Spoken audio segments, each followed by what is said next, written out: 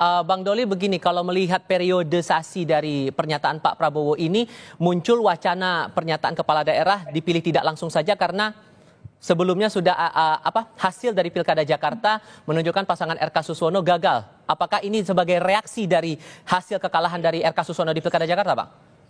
Hanya a priori ya terhadap pernyataan itu dikait-kaitkan lagi dengan soal hasil pilkada. Jadi begini, poin pentingnya itu yang harus kita tangkap adalah mengevaluasi semua program, kegiatan, event politik yang kita lakukan. Nah, jadi poinnya itu adalah perbaikan sistem. Dan ini seingat saya sudah 3 kali Pak Prabowo menyatakan, termasuk elit-elit yang lain ya, menyatakan bahwa kita harus mengevaluasi pemilu kita, pilkada kita, baik pilpres, pileg, dan seterusnya itu. Nah, jadi ini yang harus juga kita catat, bahwa kemudian nanti ada alternatif-alternatif seperti yang disampaikan. Itu kan tadi malam itu kan yang disampaikan pengalaman negara lain. Ya kan, disebutkan beberapa negara yang pemilihan kepala daerahnya seperti itu. Nah, jadi itu yang pertama. Ya, dulu di Komisi 2 sejak 5 tahun yang lalu sudah mengajukan ini ya, mengusulkan supaya kita melakukan review ya terhadap sistem politik kita, sistem demokrasi kita, dimulai dengan sistem pemilu dan pilkada. Bahkan waktu itu kita sudah sempat membuat draft naskah akademik dan draft RUU-nya ya, disatukan itu antara dikodifikasi antara pemilu, undang-undang pemilu dan undang-undang pilkada. Nah, jadi sebetulnya ini situasi yang positif buat pertumbuhan demokrasi Indonesia ke depan kalau kita ada pemimpin negara kita yang mengajak supaya kita melakukan evaluasi setelah event politik kita lakukan. Nah, Sorry saya potong di situ, karena kalau saya ingat juga dalam beberapa waktu ke belakang juga Bang Doli, ada pernyataan Pak Prabowo, kepala daerah ini sebetulnya perpanjangan tangan dari pemerintah pusat, sehingga ini bisa memudahkan konsolidasi kalau DPRD yang memilih langsung kepala daerahnya. Apakah itu motifnya kenapa kemudian pilkada tidak langsung ini kembali mengemuka? Enggak, yang merupakan kepanjangan tangan pemerintah pusat itu kan gubernur ya.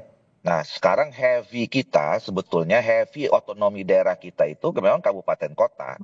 Nah, ini juga nanti, tapi saya belum mau masuk ke substansi ya. Nah, yang ketiga tadi 3 hal ya. Nah, memang kami di Golkar ini juga sudah menjadi wacana dalam setidaknya 3 tahun terakhir ini, dan kemudian ketua umum kami juga menangkap bahwa ini penting setelah pemilu selesai, pilkada selesai. Jadi kami juga sudah melakukan, ada tim yang melakukan kajian terus-menerus menindaklanjuti dengan apa yang dikerjakan oleh teman-teman Komisi 2 di periode yang lalu. Dan saya melihat perkembangan juga teman-teman Komisi 2 sekarang, terutama Pak Dedi yang aktif ini, itu berkali-kali juga itu bicara tentang soal evaluasi pemilu dan pilkada dalam rapat kerja DP-nya gitu. Jadi saya kira ini sesuatu yang positif buat bangsa. Iya, terima kasih. Yang pertama saya kira tentu evaluasi harus dilakukan. Evaluasi dalam konteks koridor yang disepakati bersama, peraturan, regulasi, undang-undang dan seterusnya. Yang kedua, untuk ke depan saya kira perbaikan harus dipikirkan setelah kita mendapatkan evaluasi dari apa yang terjadi kemarin-kemarin. Itu basisnya saya kira. Karena kita ini punya kecenderungan dari satu ekstrim ke ekstrim lainnya gitu. Dulu kita kan mengubah pemilihan langsung DPRD menjadi pemilihan langsung oleh rakyat. Itu kan dengan banyak alasan, salah satunya juga soal money politik. Nah, di sisi lain sekarang terjadi lagi hal sama. Nah, persoalannya apa memang di situ tuh? Pertanyaannya kan itu tuh. Kalau saya mungkin saya belum melihat draftnya atau apapun itu, ya kita berpikir positif aja. Tapi kalau saya masih melihat banyak cara untuk memperbaiki pemilu kita ini supaya tetap mempertimbangkan 2 hal tadi. Politik yang free and fair gitu kan, ada partisipasi publik yang kuat di dalamnya, tetapi juga ada kontestasi politik yang juga berlangsung secara fair and free gitu. Nah, ini kan konteksnya satu, kalau menurut saya ada banyak instrumen yang bisa dipakai. Tetapi instrumen itu semuanya akan berguna jika satu, law enforcement-nya dulu nih. Kan gitu. Biaya politik yang besar itu salah satunya kan karena apa? Karena penegakan hukum kita nggak jalan kalau menurut saya. Kalau penegakan hukum jalan, nggak ada orang tuh main money politik gila-gilaan, misalnya gitu kan. Terus Sehingga pilkada tidak langsung itu tidak menjawab persoalan itu tadi. menurut saya tidak. Yang kedua, kan misalnya salah satu problem lagi di sana ya. Misalnya apakah perlu pembatasan misalnya maksimal jumlah partai untuk salah satu pasangan calon misalnya. Kalau misalnya kita batasi hanya 20 atau 25, kalau 20% misalnya tidak boleh lebih dari situ, maka ada 5 pasang calon yang akan berebut tiket misalnya. Itu dengan sendirinya akan mengurangi ongkos politik kalau menurut saya, karena kemudian rebutan suara itu menjadi sangat tidak mungkin didominasi oleh mereka yang hanya punya uang, misalnya begitu loh. Atau pembatasan-pembatasan yang dilakukan oleh undang-undang untuk misalnya soal kampanye. Bagaimana pembatasannya? Apakah difasilitasi oleh katakan oleh KPU misalnya?